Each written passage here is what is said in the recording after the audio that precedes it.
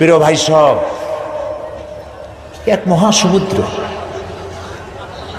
রাসূলুল্লাহ নামাজ পড়তেছিলেন।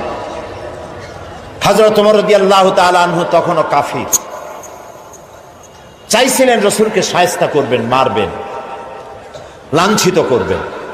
নামাজরত অবস্থায় দেখে তিনি চিন্তা করলেন, যাক নামাজ পড়তেছে, এখন কিছু করব না, নামাজটা শেষ হোক, তারপরে আচ্ছা করে। হযরত ওমর বলেন, আমি নবীজের পিছনে দাঁড়িয়ে অপেক্ষা করতেছিলাম নামাজ কখন শেষ হবে। আর তিনি নামাজের ভিতরে তেলাওয়াত করতেছিলেন। তেলাওয়াত যখন শুনলাম, আমার কাছে মনে হলো এই কথাগুলি মানুষের বানানো নয়, নিশ্চয়ই কোন জিন রাসূলুল্লাহকে শিখায়া দেয়। আমি যখন এই চিন্তা করেছি, এত সুন্দর মিলায়া মিলায়া কি করে পড়েন, জেনে শিখাই দিয়েছে, এই চিন্তা যখন আমি করেছি, নবীজি তখন আমার এই কথার জবাব যেন তিনি দিলেন। তিনি পড়লেন, ইন্নাহু লাকাউলু রাসূলিন কারীম। না, এটা কোনো জিন বা অন্য কারো কথা নয়, এটি হচ্ছে মহান বার্তাবাহকের বর্ণনা। হযরত ওমর বলছেন, জেনের কথা না হলে কবির কথা তো বটেই। এত সুন্দর মিলানো, দেখছেন না কোরআন শরীফে কি মিল, লক্ষ্য করছেন? করেন নেই বোধ হয়, করার জন্য অনুরোধ করি। কোরআন তাড়াতাড়ি পড়বেন, মনে হবে আপনি প্রবন্ধ পড়ছেন। থেমে থেমে পড়বেন, মনে হবে যেন কবিতা পড়তেছেন। প্রত্যেক আয়াতে আয়াতে মিল, সুবহানাল্লাহ। হযরত ওমর বলছেন, ভাবলাম মুহাম্মদ সাল্লাল্লাহু আলাইহি সাল্লাম কবি হয়ে গেছে। হযরত ওমর বলেন, যেই না চিন্তা করলাম মনে মনে মুহাম্মদ সাল্লাল্লাহু আলাইহি সাল্লাম কবি হয়ে গেছেন, অমনি তিনি আমার এই কথার জবাব যেন তিনি দিলেন। তিনি পড়লেন, ওয়ামা হুয়া বিকাউলি শাইরিন কালিলাম মা তুমিনুন। না না, এটা কোনো কবির কথা নয়। হযরত ওমর বলে, সর্বনাশ, তাহলে তো শুধু কবি না, গণকও। আমার মনের কথা বুঝলো কেমনে? তো জাদুকর হয়ে গেছে, গণক হয়ে গেছে। হযরত ওমর বলেন, যখন আমি মনে মনে চিন্তা করলাম গণক হয়ে গেছেন, অমনি নবীজি আমার সে কথারও জবাব দিয়ে দিলেন। তিনি পড়লেন, ওয়ালা বিকাউলি কাহিনিন কালিলাম মা তাযাক্কারুন। না না, এটা কোনো গণকের কথা নয়, তোমরা খুব কমই উপদেশ গ্রহণ করে থাকো। হযরত ওমর বলেন, আমার মনে হচ্ছিল আমার পায়ের তলা থেকে মাটি সরে যাচ্ছে। কি আশ্চর্য কথা! যা বলি মনে মনে তারই জবাব আসে। নামাজের মধ্যে কি করে বোঝেন তিনি? হযরত ওমর বলেন, প্রত্যেকটি কথার জবাব, মনের প্রশ্নের জবাবগুলি যখন আসতেছিল, তখন আমার চোখের সামনে বিরাট একটা জিজ্ঞাসাবোধক চিহ্ন ঘুরতেছিল। এটা জেনের কথা নয়, কবির কথা নয়, গণকের কথা নয়, তবে এটা কি? যেই না চিন্তা করেছি তবে এটা কি, অমনি নবীজি তেলাওয়াত করলেন, তানজিলুম মির রাব্বিল আলামিন। আল্লাহ রাব্বুল আলামিনের নাযিলকৃত কিতাব। হযরত ওমর বলছেন, আমার মনে হচ্ছিল ঈমান ইসলাম তার শিকড় শুদ্ধ আমার কলিজার মধ্যে গেড়ে বসতেছে। কিন্তু তখনও সময় আসে নাই হযরত ওমরের ঈমান কবুল করার। প্রিয় ভাই সব, রাসূলকে আল্লাহ রাব্বুল আলামিন পৃথিবীতে পাঠালেন এজন্য নয়, তিনি আমাদেরকে মেসাক করা শুধু শিখাবেন, তিনি আমাদেরকে শুধু দাড়ি আর টুপির কথা বলবেন। একটি সমাজ বিপ্লব, একটি রাষ্ট্র বিপ্লব করার জন্য পাঠিয়েছেন। চুরি, ডাকাতি, জেনা, ব্যভিচার, হত্যা, ধর্ষণে ভরপুর সমাজ, এখানে এসেছেন তিনি। এই জাতির উপায় এ মানুষ বাঁচবে কি করে, এর লক্ষ্য কি, উদ্দেশ্য কি, যাবে কই? আহারে, গরিবদের বাঁচার কোনো অধিকার নাই। গরিবরা শোষিত, নির্যাতিত, নিপীড়িত, নিগৃহীত। বড় লোকদের সব জোর জার মুলুকটা। আর নারী, নারীর জীবনের তো কোনো দামই নাই। নারী হয়ে জন্মগ্রহণ করাই আজন্ম পাপ। মেয়ে হয়ে জন্মগ্রহণ করেছে, আষাঢ় মেরে মেরে ফেলতেছে। রাসূল এই জিনিসগুলি দেখলেন, নিজের চোখে অবলোকন করলেন। একটা ব্যতিক্রমী স্বভাব দিয়ে তিনি তৈরি হচ্ছেন। লোকেরা লক্ষ্য করলো, এক পর্যায়ে মক্কার লোকেরা রাসূলের নাম ভুলে গেল। নাম ছিল কি? নাম কি? মুহাম্মদ। বলেন নাম কি? সবাই বলেন সাল্লাল্লাহু আলাইহি ওয়াসাল্লাম। মনে থাকে যেন রাসূলের নাম যখন শুনবেন, যখন পড়বেন, কি বলবেন? ভুলে যাবেন না। লোকেরা নাম ভুলে যেতে বসলো কেন? তিনি পরিচিত হলেন আল আমিন বলে। লোকেরা বলা শুরু করলো, এই ঘটনার জন্য যাও আল আমিনকে বলো, চলো আল আমিনের কাছে যাই। ওই যে আল আমিন আসতেছে। বিশ্বাসী হিসাবে পরিগণিত হলেন সকলের কাছে, বিশ্বাসী। এবং নাম আরো হলো সাদেক, সত্যবাদী। নবীজি যখন মক্কা থেকে হিজরত করে মদিনায় যান, যাওয়ার সময় হযরত আলীকে বলেছিলেন, আলী, আল্লাহ তাআলা অর্ডার করেছেন আমাকে মদিনায় যাওয়ার জন্য হিজরত করে, তুমি আমার বিছানায় শুয়ে থাকো, আর একটা কাগজ কলম না, একটা লিস্ট তৈরি করো। হযরত আলী বলেন, আমি লিস্ট দিলাম আমানতে। সেই আমানত যারা রাখছে অধিকাংশ কাফেরের আমানত রাখছে। কার কাছে? মুহাম্মদ সাল্লাল্লাহু আলাইহি ওয়াসাল্লামের কাছে আমানত রেখেছে। কেন? কাফেরেরাও বুঝতো যে সব নেতার পিছনে ঘুরি, এগুলো শয়তানের চাইতেও খারাপ। মুহাম্মদ সাল্লাল্লাহু আলাইহি ওয়াসাল্লামের সাথে বিরোধিতা করি, নেতাদের জ্বালায় পড়িয়া। আসলে তার মতো ভালো মানুষ আকাশের নিচে জমিনের উপরে আর নাই। কাফেরেরাও বুঝতো।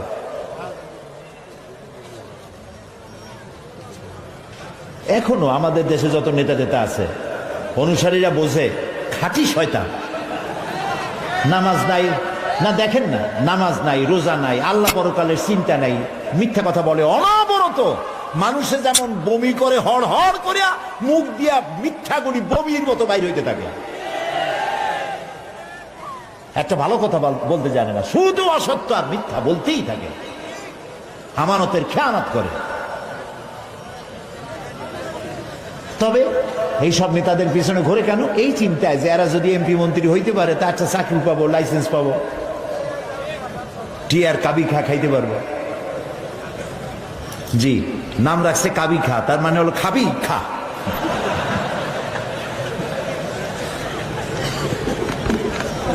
নবী করিম সাল্লাল্লাহু আলাইহি ওয়াসাল্লাম, আপনার আমার জীবন, আমাদের মা বাপের জীবন উৎসর্গ হোক রাসূলের কদম মোবারকের উপরে। সারাটা দুনিয়া ঋণী তার কাছে, তার স্বভাব চরিত্রের কাছে। মুহাম্মদুর রাসূলুল্লাহ সাল্লাল্লাহু আলাইহি ওয়াসাল্লাম এই সমাজে বড় হলেন, বেড়ে উঠলেন, লক্ষ্য করলেন এদের বাঁচাবো কেমনে, উপায় কি? তিনি গারে হেরায় চলে গেলেন। ওটার নাম জাবালে নূর। আমরা গারে হেরা বলি, কিন্তু মক্কা শরীফে যে গারে হেরা কইলে কেউ চেনবে না। জাবালে নূর, ওই জাবালে নূরে উঠলেন, অনেক উঁচা। আল্লাহ দয়া করে আমাকে একবার ওঠার তৌফিক দিয়েছিলেন, একবার উঠছি। তাতেই তখন তো আমার শরীর টরীর অনেক ভালো ছিল, ভালো মানে মোটা ছিলাম বেশি। উঠতে গিয়ে 3 বোতল পেপসি খাওয়া লাগছে, আর 2-3 দিন উরুতে ব্যথা ছিল। তাহলে চিন্তা করেন কত উঁচা। সেই পাহাড়ের অনেক উঁচায় একটা ছোট্ট জায়গা, একটা রাস্তা আছে একটুখানি, এই সোজাভাবে ঢোকা যায় না, কাত হয়ে কইয়া কাইতেছেন আমাদের দেশে বলে, ওই কইয়া কাইত হয়ে ঢোকা যায়। এবং ওখানে একটা জায়গা আছে যেখানে 2 জন একসাথে নামাজ পড়তে পারে, এরকম একটা গুহা। সেখানে নবী করিম সাল্লাল্লাহু আলাইহি ওয়াসাল্লাম চিন্তা গবেষণা করতে লাগলেন। যেদিন বয়স 40 বছর পূর্ণ হয়ে গেল, আল্লাহ রাব্বুল আলামিন তাকে নবুয়তের মর্যাদা দিয়ে দিলেন। এই নবুয়তের মর্যাদা নিয়ে তিনি নেমে আসতেছেন। ভয় পেলেন। জিবরাইলকে তো জীবনে দেখেন নাই, হযরত জিবরাইলকে দেখেছেন। জিবরাইল বলেছেন ইকরা, পড়ো। তিনি বলছেন যে আমি পড়তে জানি না। আবারও বললেন ইকরা, পড়ো। বলছেন জানি না পড়তে। তৃতীয়বার তিনি বুকের সাথে জড়িয়ে ধরলেন, এমন ভাবে জড়িয়ে ধরলেন নবী করিম সাল্লাল্লাহু আলাইহি সাল্লাম ব্যথা পেলেন এবং তিনি পড়তে পারলেন। নেমে এসে স্ত্রী হযরত খাদিজাতুল কুবরা রাদিয়াল্লাহু তাআলা আনহাকে বললেন আমাকে ঢেকে দাও।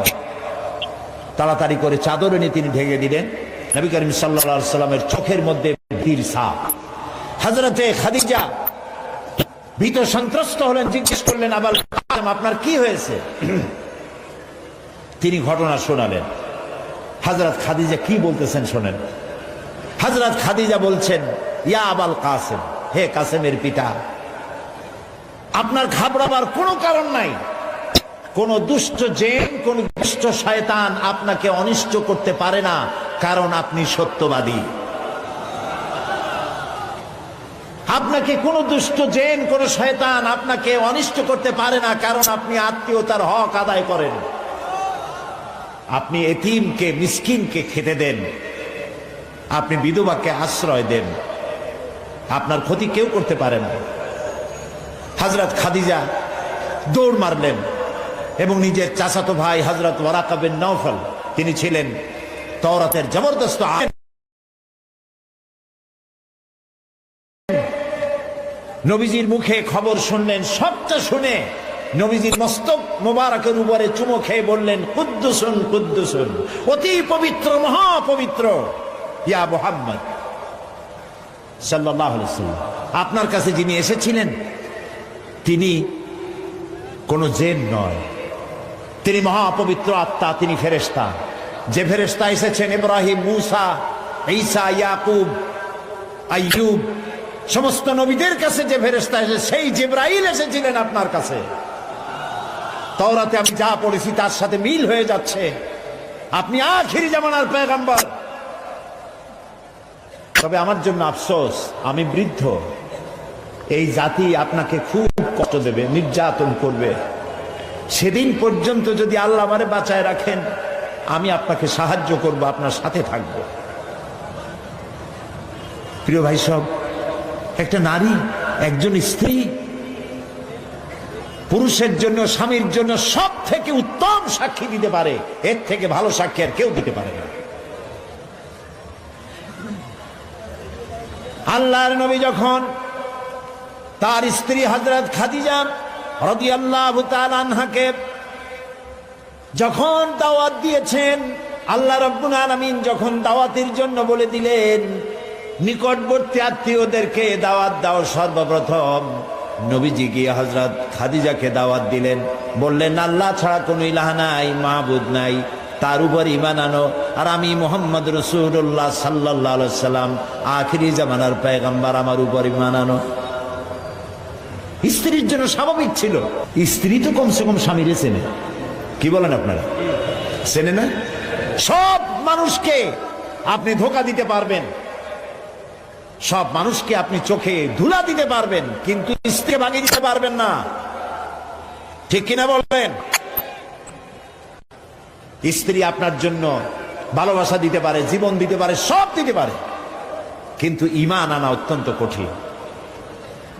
নবীজি যখন হযরত খাদিজাকে ঈমানের দাওয়াত দিলেন, হযরতে খাদিজা রাদিয়াল্লাহু তাআলা আনহা এক মুহূর্ত দেরি করেন নাই, সঙ্গে সঙ্গে পড়েছেন লা ইলাহা ইল্লাল্লাহু মুহাম্মাদুর রাসূলুল্লাহ। জোরে পড়েন লা ইলাহা ইল্লাল্লাহ, লা ইলাহা ইল্লাল্লাহ, লা ইলাহা ইল্লাল্লাহু মুহাম্মাদুর রাসূলুল্লাহ। হযরত খাদিজা বলছেন, ইয়া আবুল কাসেম, আপনি অবশ্যই আল্লাহর নবী। আমার কোনো বিন্দু মাত্র সন্দেহ নাই, কারণ বিগত 15 বছর আপনার সাথে ঘর সংসার করে আপনাকে যেভাবে দেখেছি, কোন সাধারণ মানুষের আচরণ এরকম হতে পারে না। আপনি অবশ্যই আল্লাহর নবী।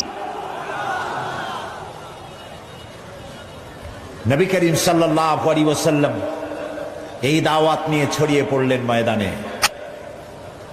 তিনি বলেছেন, লা ইলাহা ইল্লাল্লাহ। এই কালেমার দাওয়াত কি শুধু মুহাম্মদ সাল্লাল্লাহু আলাইহি ওয়াসাল্লামের ছিল না, সব নবীদের ছিল। দুনিয়ার সব নবীদের একটাই স্লোগান ছিল, কারো মধ্যে কোনো মতপার্থক্য, মতদ্বৈততা হয় নাই, সকলের স্লোগান একটা, লা ইলাহা ইল্লাল্লাহ। এই কালেমার বিপ্লবী দাওয়াত পেশ করেছেন সমস্ত নবীরা। আমরা এই কালেমাটা বুঝি না, না বোঝার কারণেই দুরবস্থা হয়েছে। আমরা শুধু এটারে জিকিরের বুলি বানাইছি। দেখছেন কি কায়দায় জিকির করে, লা ইলাহা ইল্লাল্লাহ ইল্লাল্লাহ, এমন জোরে ইল্লাল্লাহ বলে তাতে কলব থাকলেও পারে, গেলেও পারে। কি বুঝে ইল্লাল্লাহ বলতেছেন?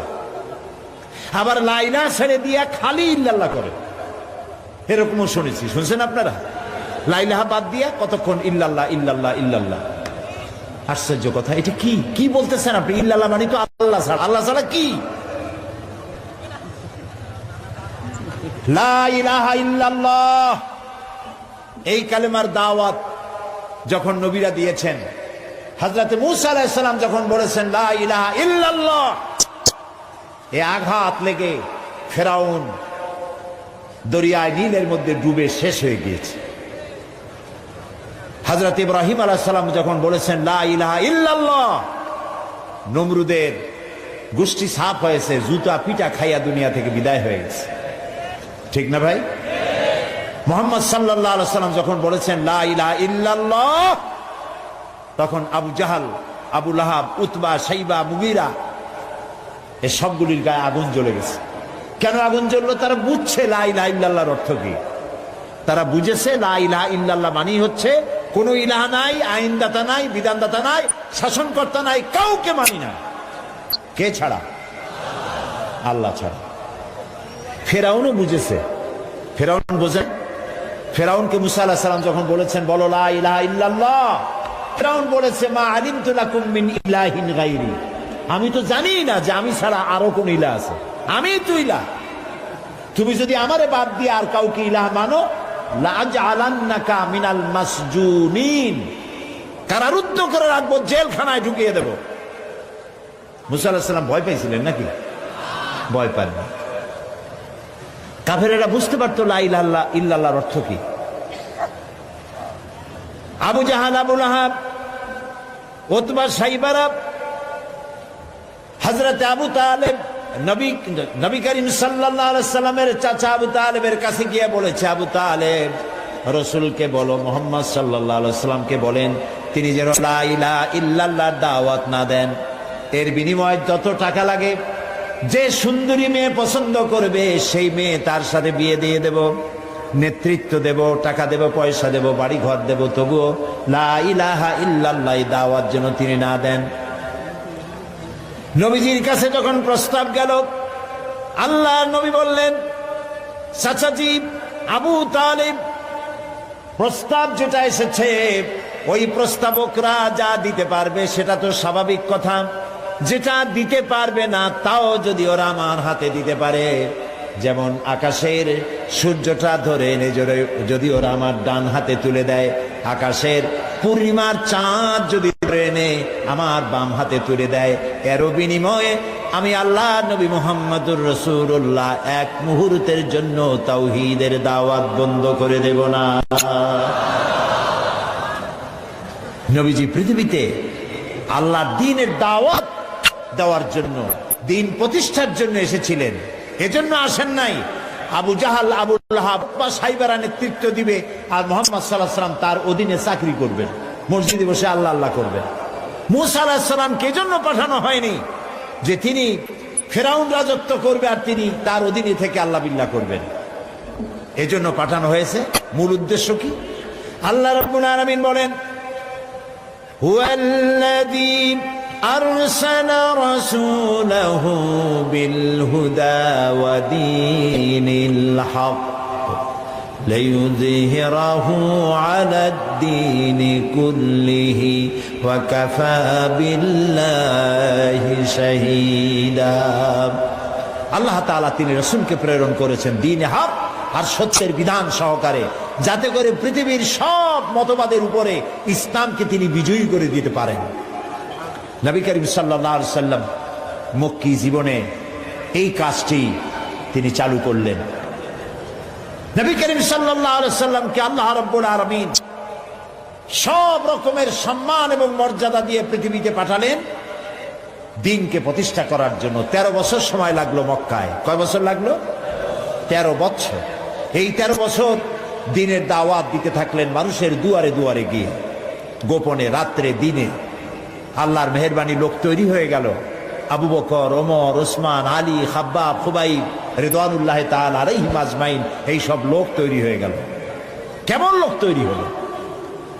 যে হযরত ওমর রাসূলকে হত্যা করতে আসছিলেন, সেই ওমরকে আল্লাহ এমন দরজায় পৌঁছায় দিলেন, রাসূল বললেন লা নাবিয়্যা বা'দি ওয়ালা রাসূলা, আমার পরে নবীও হবে না, রাসূলও হবে না, কিন্তু আমার পরে যদি কেউ নবী হতো লাকানা ওমর, ওমরে আল্লাহ নবী বানাই দিতেন। সুবহানাল্লাহ বলুন।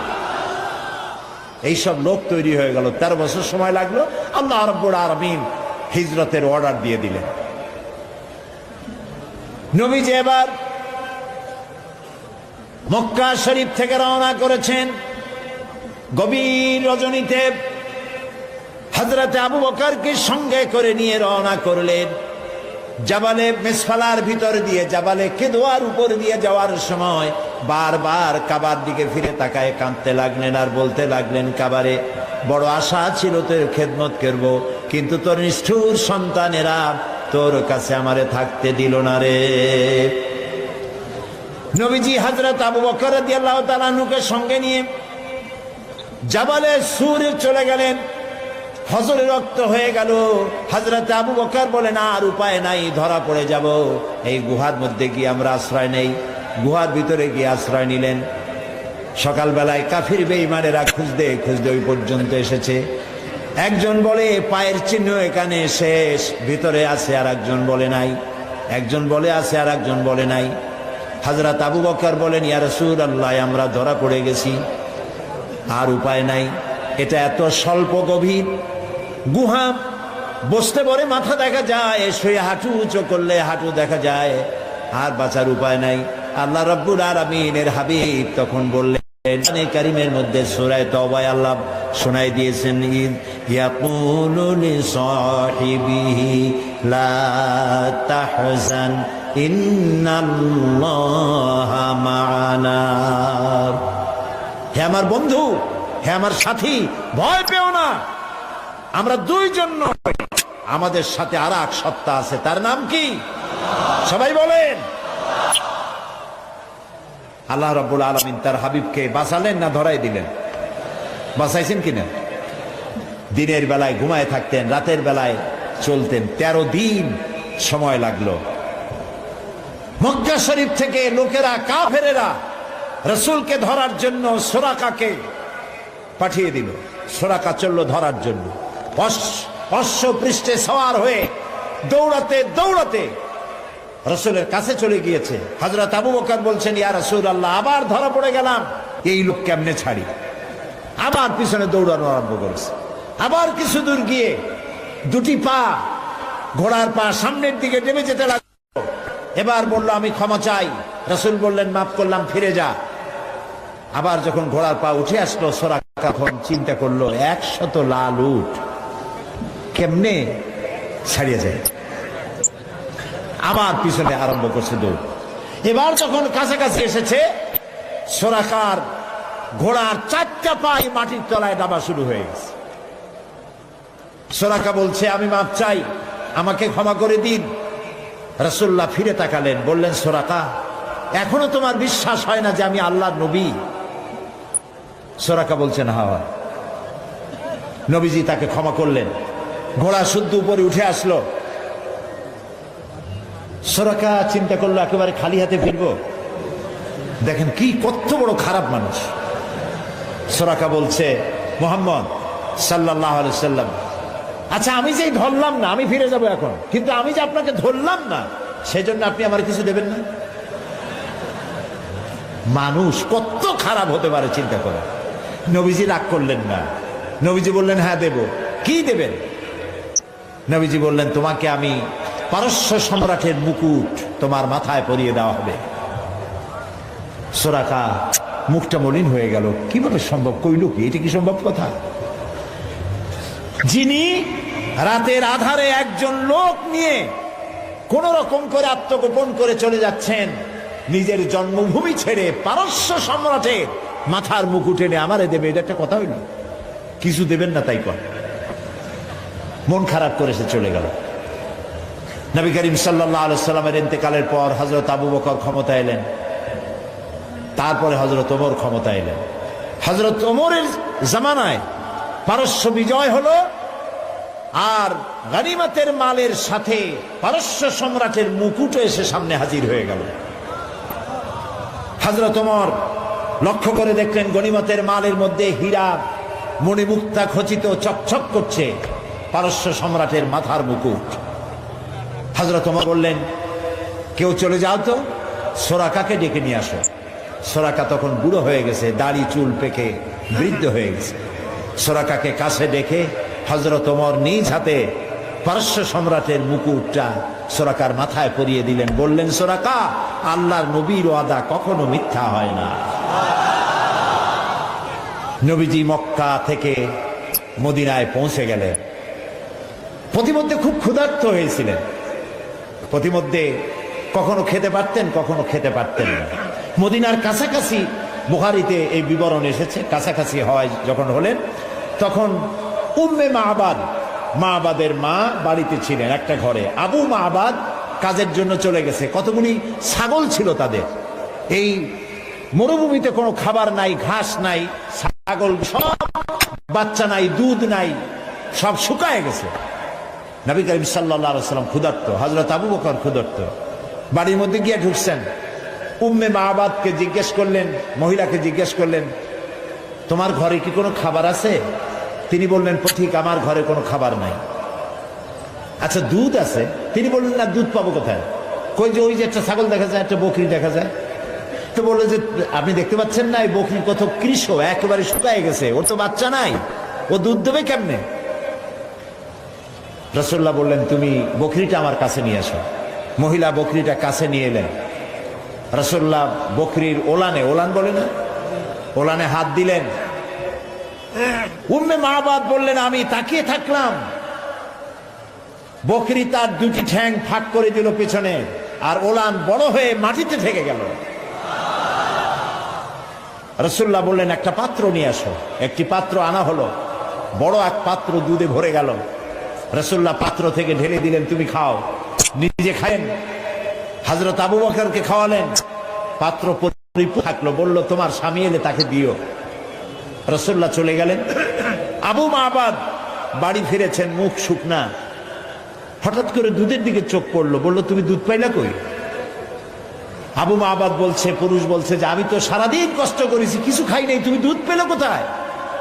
উম্মে মাবাদ বললেন, আমাদের বাড়িতে দুইজন মেহমান আসছিলেন এবং যা ঘটনা ঘটলো পুরা ঘটনা তিনি শোনালেন।